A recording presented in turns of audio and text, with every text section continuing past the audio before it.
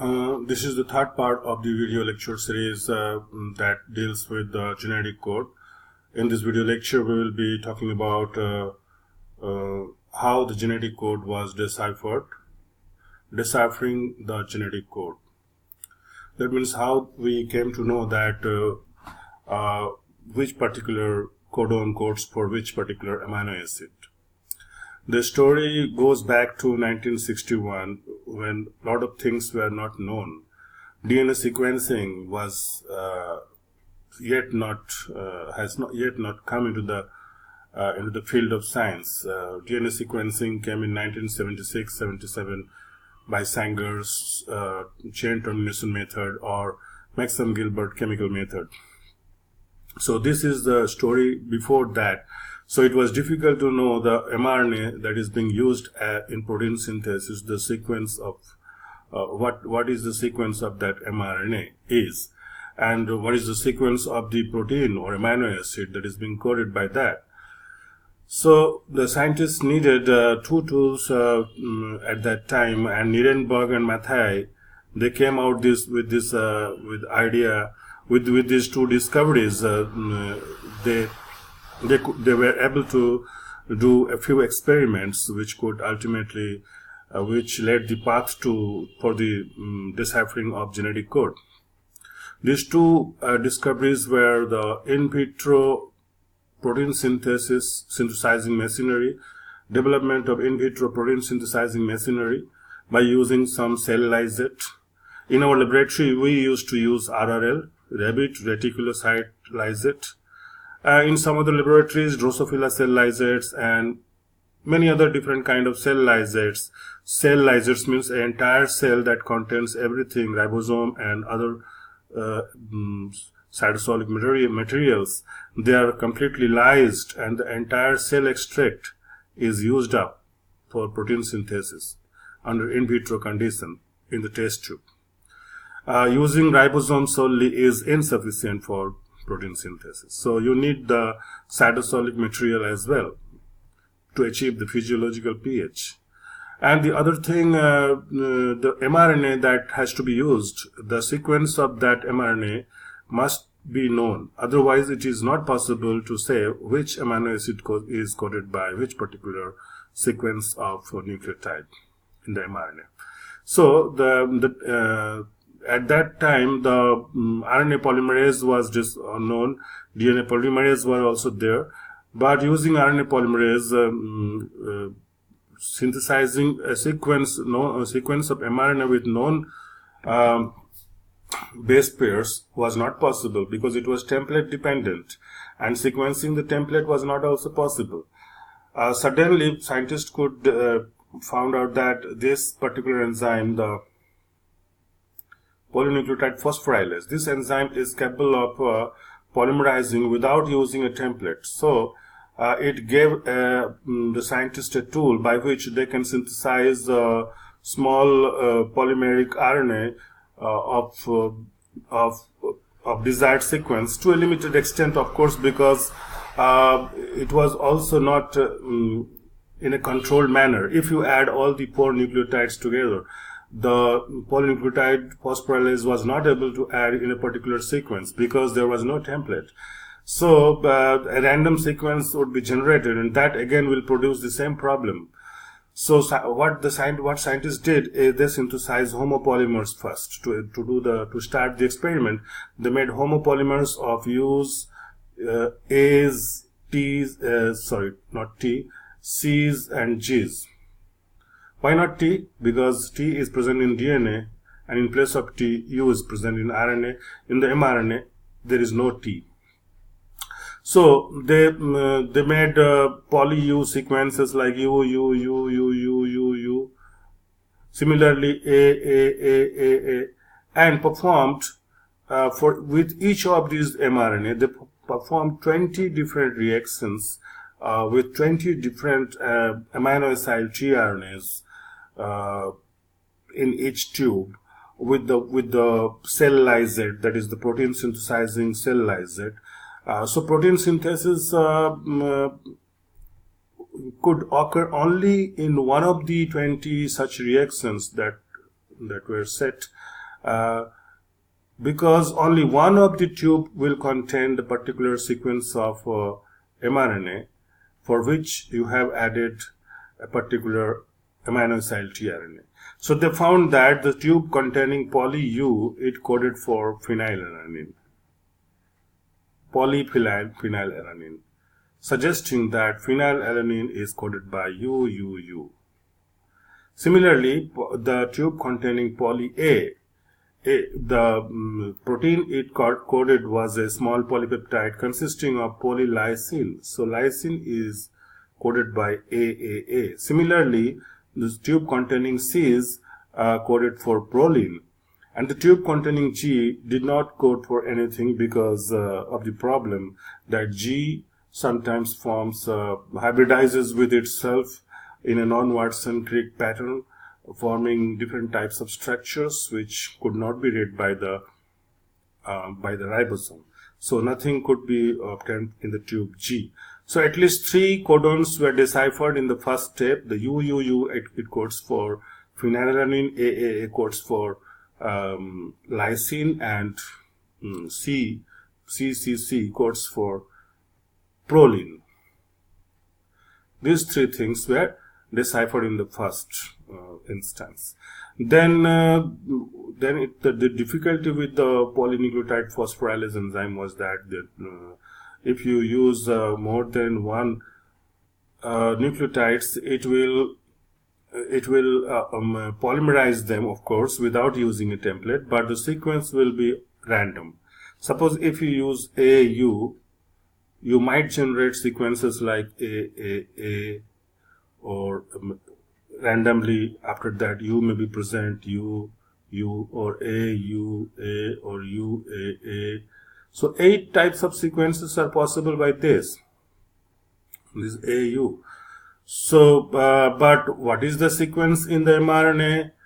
It was not possible to say after the synthesis has occurred, because there was no method of DNA sequencing available.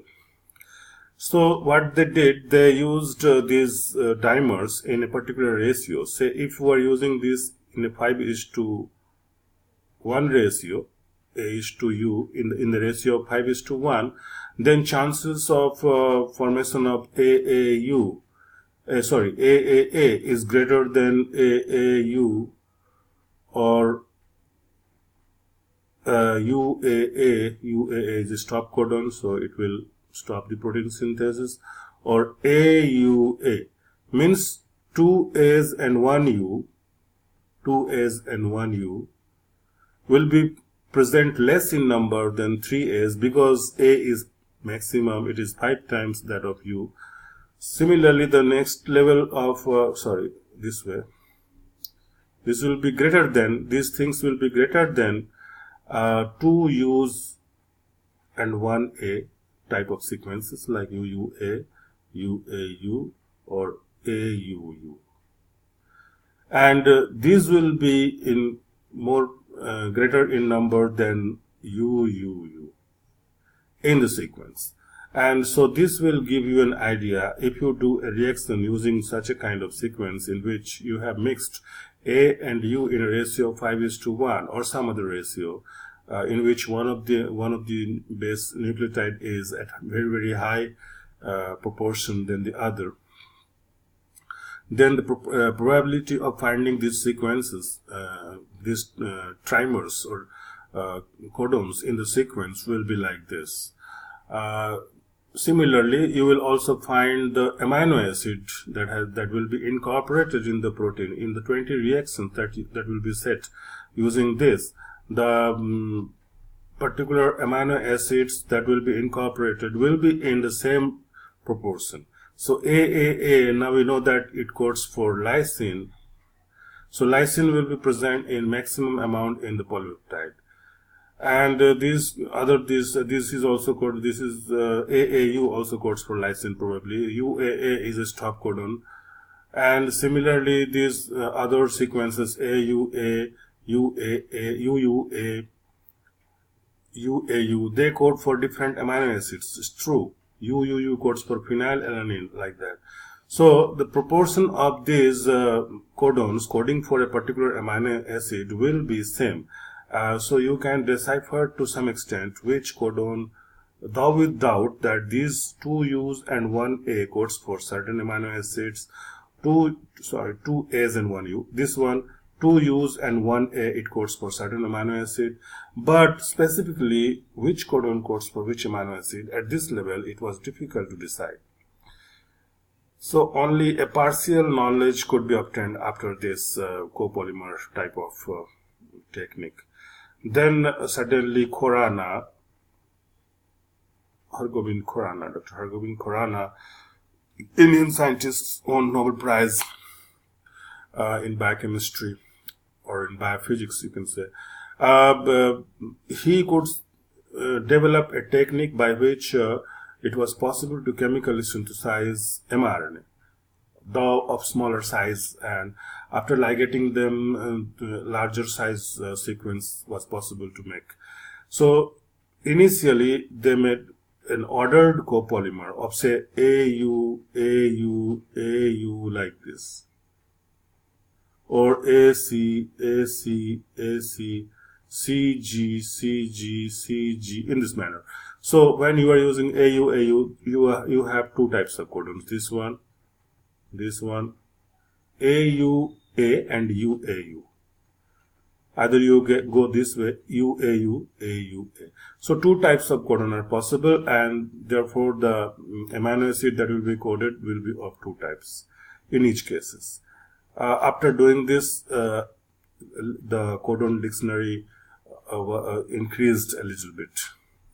A few more codons were cracked after this experiment, but still it was insufficient to know the entire set of 64 codons coding for the amino acids. In the meantime, chemically it was now possible to make 3 nucleotide sequences, like as you desired, ACG, AUG, CGC. Like that, whatever you want, you can synthesize now triple nucleotide sequences. When this became possible, then as we talked earlier in our first lecture by triplet binding assay, let me go back, then by doing a binding assay like this, using a membrane and using one particular triplet with the amino acyl tRNA it binds with, if a complexation occurs, if AUG codes for methionine, then only AUG and the amino acyl tRNA for methionine, that is MET tRNA MET, and the ribosome, they will assemble together forming a complex like this, and they will not be filtered out, and the radioactive material, the radioactivity that is present at the 5' end of the tRNA molecule will remain in the membrane. So if your membrane shows radioactivity, that means the binding has occurred, and that means AUG codes for the particular amino acyl tRNA. So since this is a MET tRNA, so it codes for methionine. AUG codes for methionine, that is now clear. But AUG does not code for alanine, it is also clear. Some other codon will code for alanine, and then binding will occur. And in that case also you will find a radioactivity in the membrane, otherwise you will find radioactivity in the filtrate.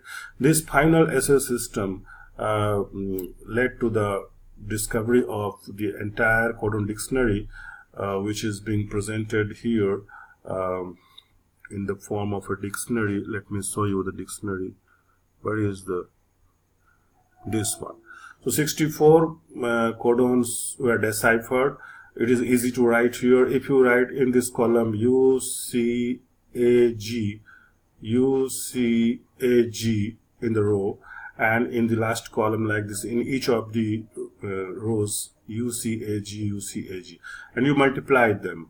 The first one, U into U into U. So this sequence will be U, U, U. Similarly, if this sequence will be U, U, C. The second is U, U, C. The third is U, U, A. Fourth is U, U, G, and likewise. And you have to remember the particular amino acids in each boxes. You have to find some way out to remember them. That is all about how genetic code was deciphered in this lecture. Thank you very much.